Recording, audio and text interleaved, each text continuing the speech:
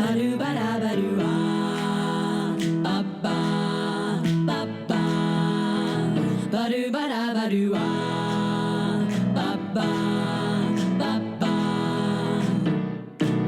you're having trouble with your high school head, he's giving you the blues. You wanna graduate, but not. This is the story of a podcast that cried a river and drowned the whole world. And while it looks so sad in photographs, it's the Bargain Den.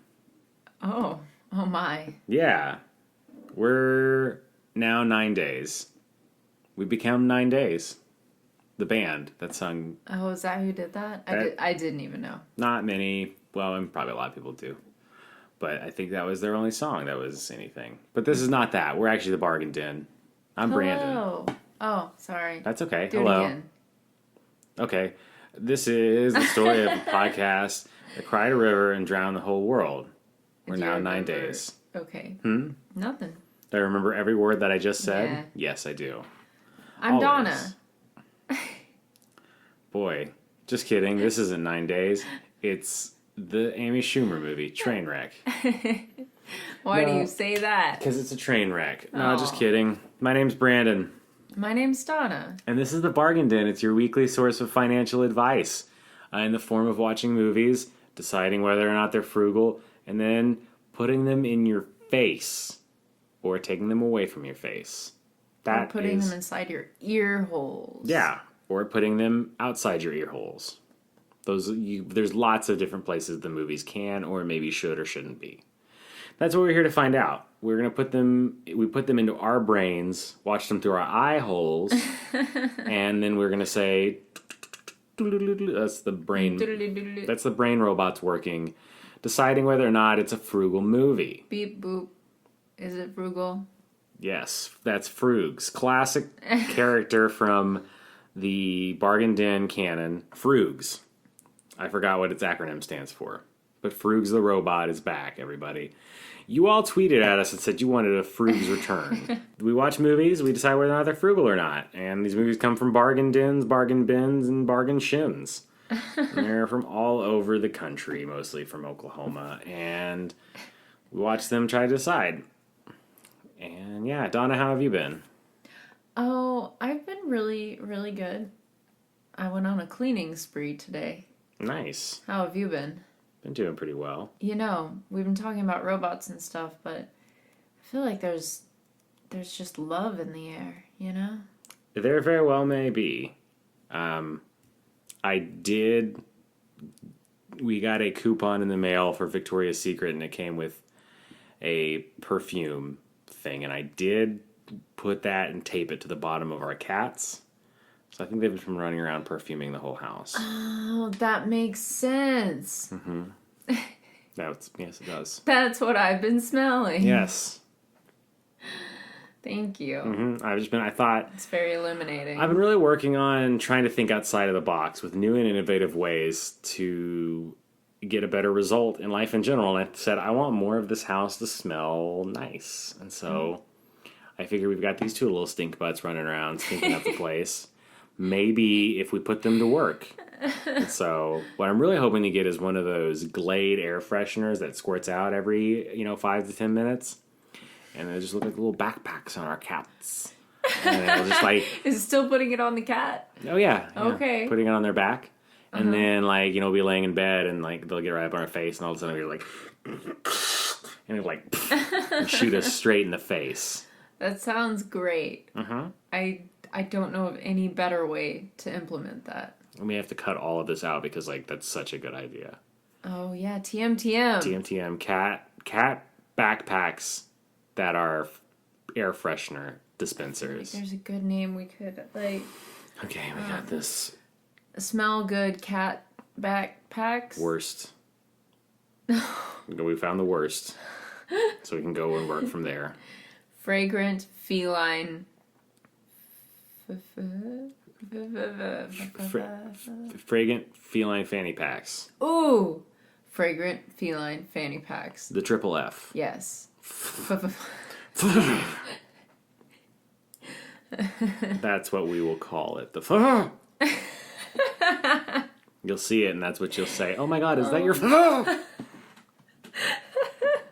I always wanted one. I figured they would look really cute on my cat.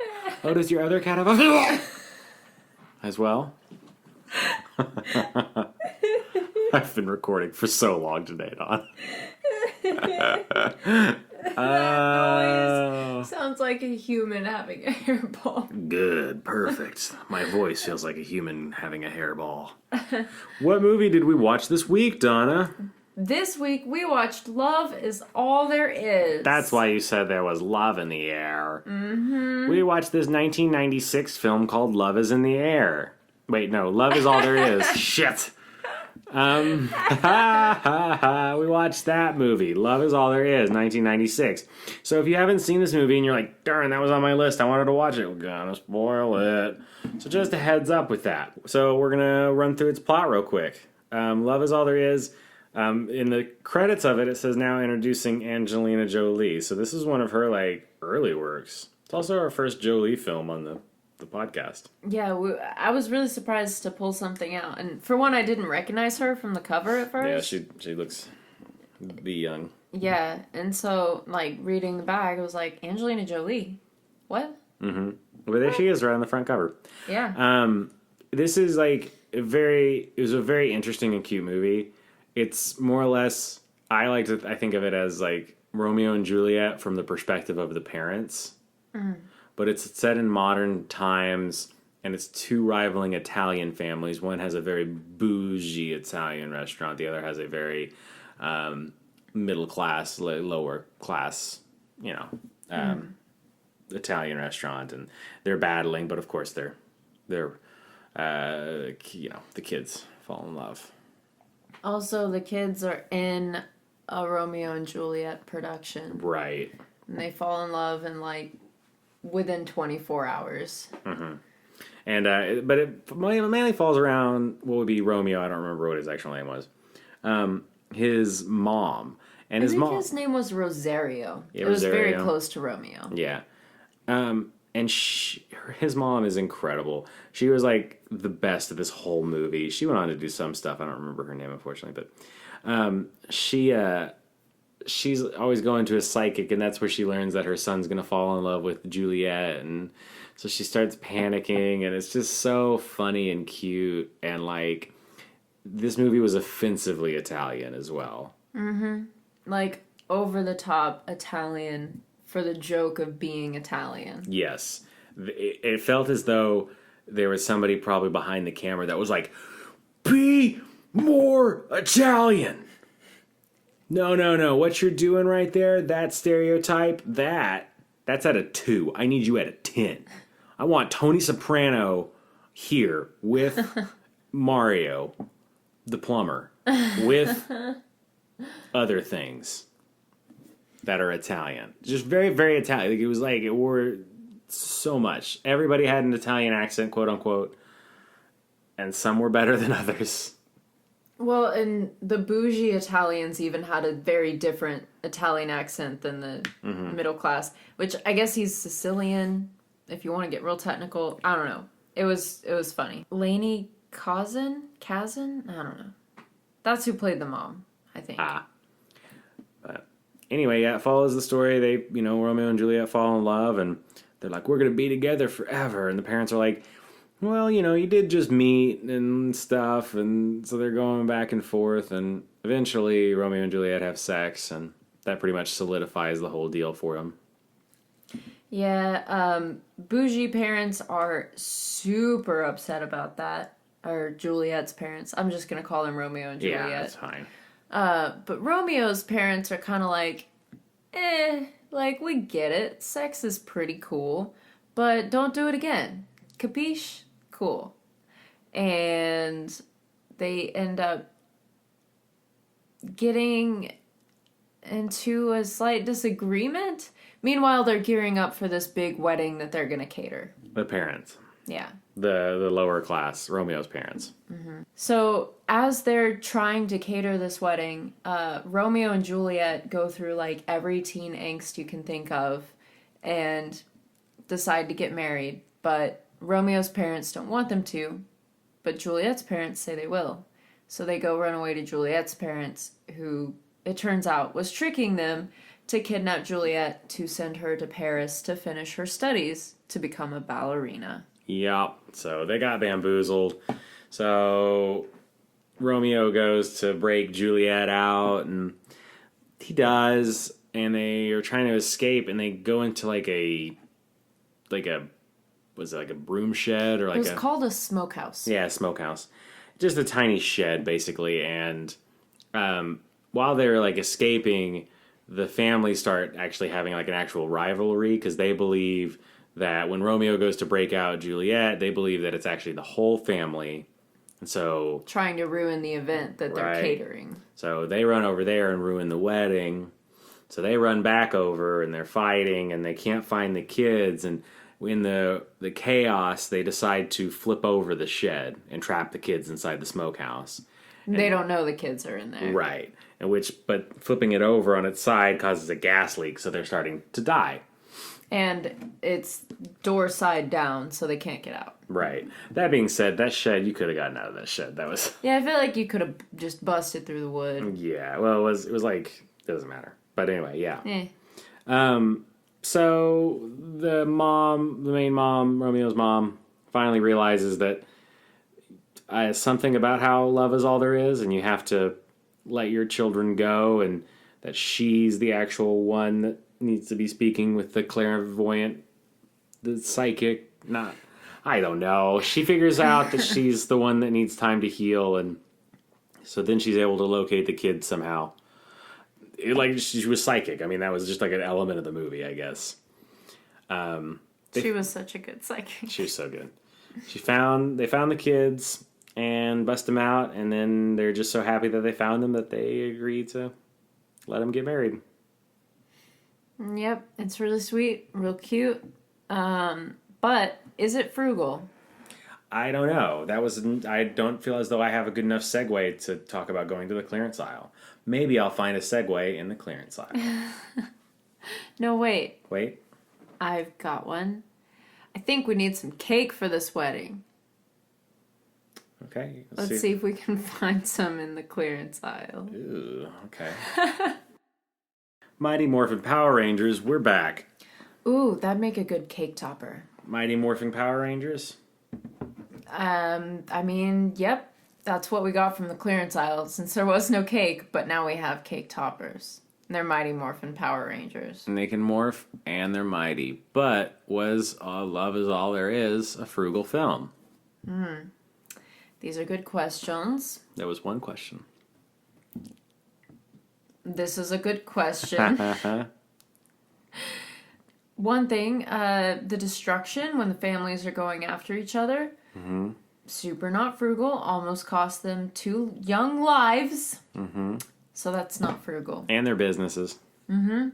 Yeah, that couldn't have been good for either of their reputations, business-wise or personally. Mm-hmm. Mm-hmm. Yeah, I think that it was not a good call to be doing that. I think that the ostentatiousness of the wedding was not very frugal. They wanted fog machines for the wedding. It was a big deal to have fog machines. Could you imagine if we had had fog machines at our wedding? What's funny is I feel like that, like nowadays, that might only cost like $20 more. It's true. Like, and just bring your fog machine and some fog juice.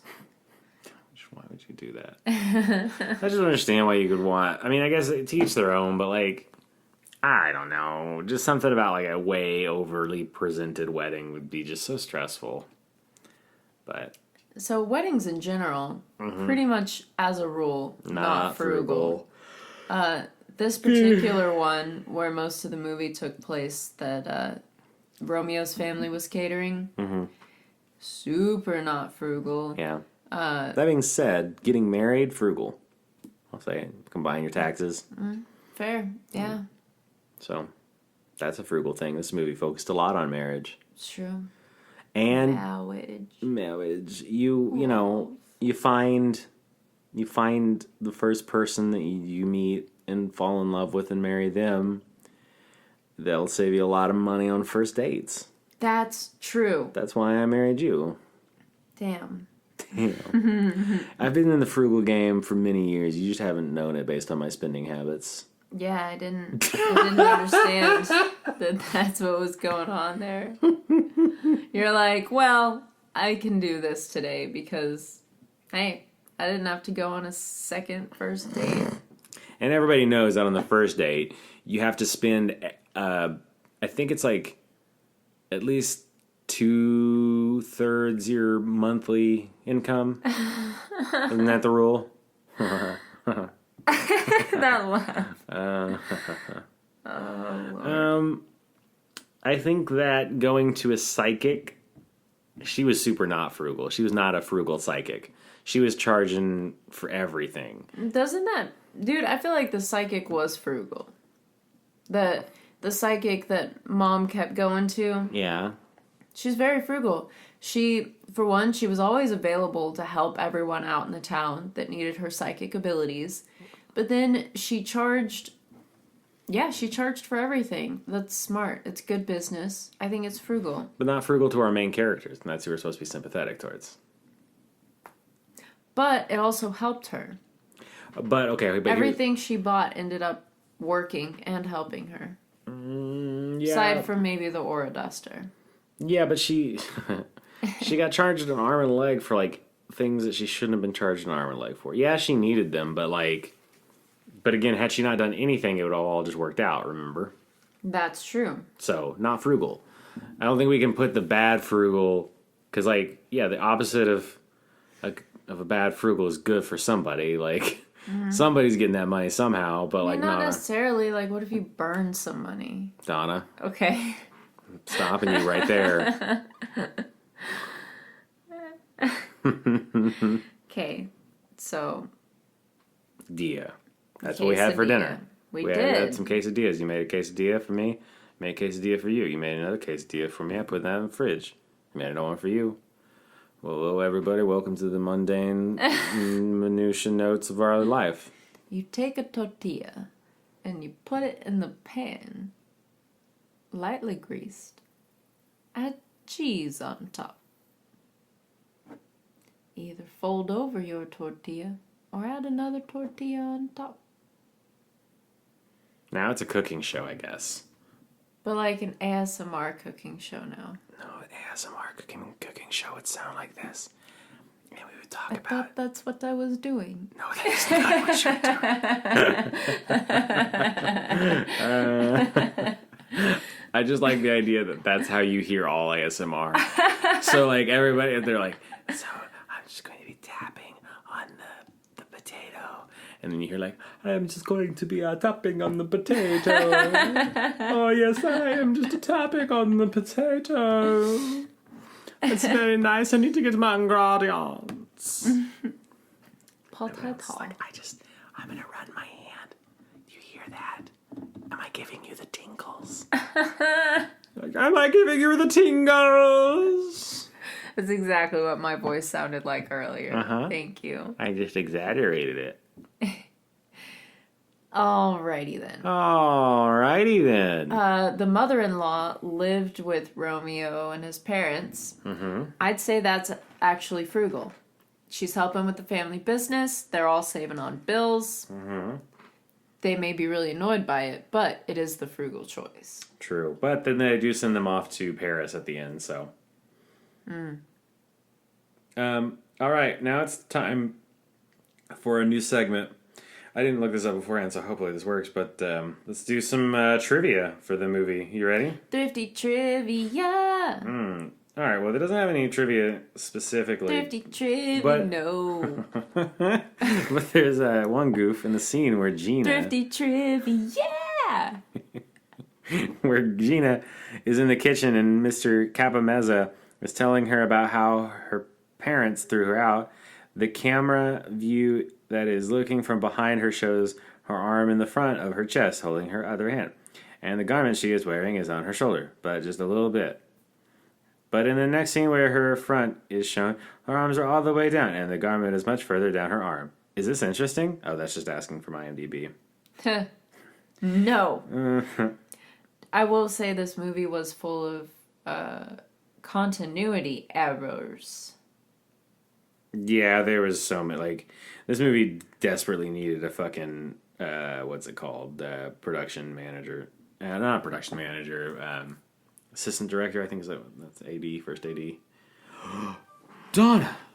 I have no idea what you're talking about. Donna, no. Brandon! I went to No. turn off my volume. I turned off my Wi-Fi. First world problems. Am I right? No. Okay. Well, so continuity errors. Does that factor into frugal versus not frugal? They didn't take the time to reshoot the shots when they found out they were wrong, so frugal, I guess. I'm a little bit of a terror if it's frugal or not frugal. I feel like it's not frugal, but I would like people to watch this movie because it was really crazy and very fun. I feel like it's just not frugal. Not frugal? Yeah, I mean, weddings, Paris, destruction. No. Okay, what's the lesson, though? Marriage is frugal, weddings are not. Okay. Are you actually going to let that stay? Marriage is frugal and weddings are not. Oh. Hey, guys. You did it. I did it. Thank you, everybody, so much for listening, Donna. Are there some people you want to thank? I would like to thank you, the listener, for listening. Thanks for tuning in. You're awesome. And I want to thank Sara Anastasia for our super cute artwork. And there's a link to more of her art in our description. I also want to thank the Lounge Kittens, a trio of super badass ladies who make super cool music and let us use their cover of Dirty Deeds. I also want to thank Brandon for being here. Aww. Thanks, Brandon. No problem. I would also love to thank, the people that like to review us on iTunes.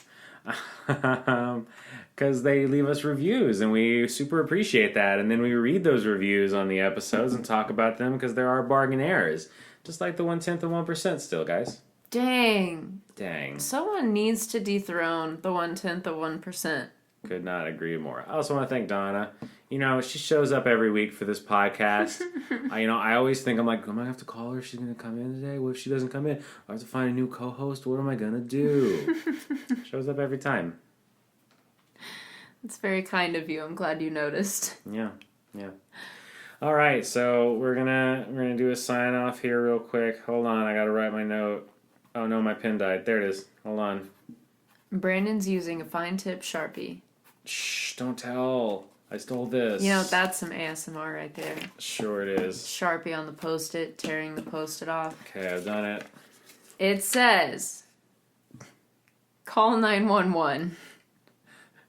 My name's Brandon. Oh my god, don't do this. I'm Donna.